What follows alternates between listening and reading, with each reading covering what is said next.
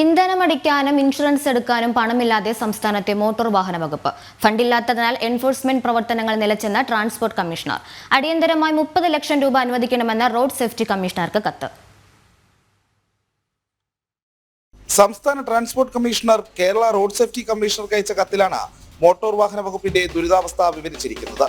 Enforcement RT ഓഫീസുകളിലെ വാഹനങ്ങൾക്ക് ഇന്ധനമടിക്കാനും insurance എടുക്കാനും അറ്റകുറ്റപ്പണികൾ നടത്താനുമൊന്നും പണമില്ലെന്ന് വ്യക്തമാക്കുകയാണ് ട്രാൻസ്പോർട്ട് കമ്മീഷണർ.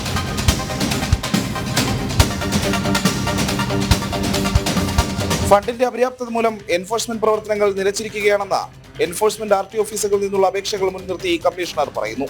അടിയന്തരമായി 30 ലക്ഷം രൂപ അനുവദിക്കണമെന്നും ട്രാൻസ്പോർട്ട് കമ്മീഷണറുടെ കത്തിലുണ്ട്.